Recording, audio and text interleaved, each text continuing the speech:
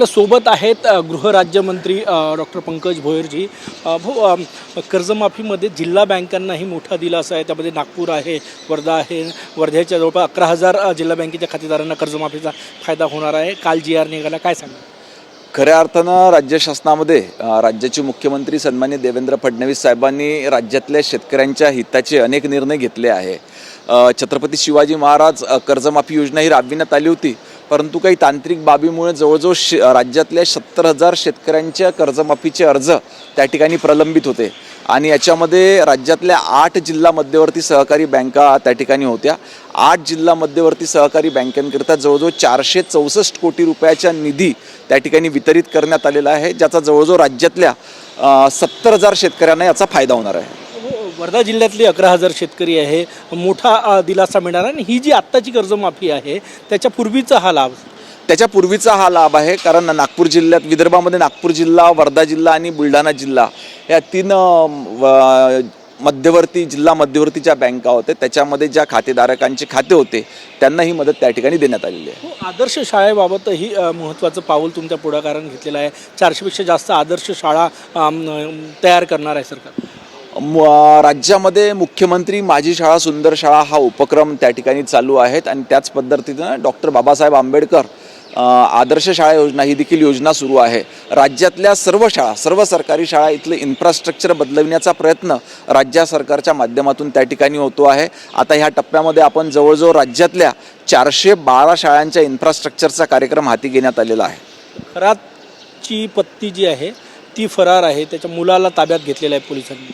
नाही, याच्याकरता रोज नवीन पुरावे त्या ठिकाणी समोर येत आहेत आणि याच्याकरता SITचं देखील गठन करण्यात आलेलं आहे। राज्यातील एका वरिष्ठ महिला पोलीस अधिकाऱ्याची त्या ठिकाणी SITच्या प्रमुखपदी नियुक्ती करण्यात आलेली आहे।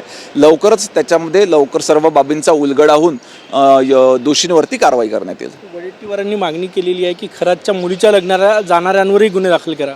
नाही, अनेक वेळेस जेव्हा कोणी त्या एखाद्या प्रसंगामध्ये जातात तर पुढच्या व्यक्तीबद्दल सर्व वेळेस माहिती नसते, त्याच्यामुळे कोणी लग्नाला गेले असेल किंवा कुठल्या कार्यक्रमाला गेले असतील ते देखील दोषी असं त्या ठिकाणी समजता येणार नाही। मुंबईच्या महापौर रितू तावडे यांनी काल एक वक्तव्य केलं होतं की माझा गळा जैन मुनींमुळे बसला, त्यावर आज संजय राऊतांनी अगदी खालच्या शब्दात जाऊन टीका केलेली आहे त्यांनी।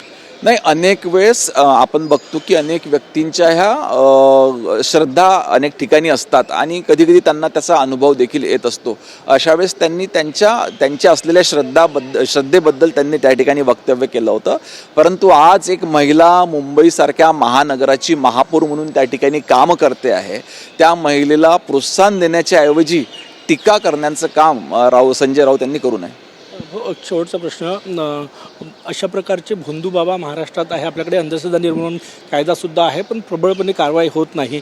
तुमच्याकडे गृह राज्य विभाग आहे, तुम्ही आदेश देणार आहे की अशा काही असेल तर तक्रारी करावं, पुढे यावं, त्यांच्यावर कारवाई होईल? निश्चितपणे राज्यातल्या सर्व जिल्ह्यांमध्ये पोलीस विभागाला देखील सूचना देण्यात आलेल्या आहे की अशा पद्धतीनं जर का कोणी भोंदू बाबा त्या भागामध्ये कार्यरत असताना लोकांची फसवणूक होत असेल तर त्याची नोंद घेण्यात आली पाहिजे। नागरिकांना देखील आमचं आव्हान राहील की अशा पद्धतीनं कुठे अंधश्रद्धेला बळी न पडता त्या ठिकाणी जर का असा कुणाचा त्रास त्या ठिकाणी होत असेल तर निश्चितपणे पोलीस प्रशासनाकडे त्यांनी त्या ठिकाणी तक्रार केली पाहिजे। खूप खूप धन्यवाद। कॅमेरामॅन सचिन सायांसह गजानन माटे, TV9 मराठी, नागपूर।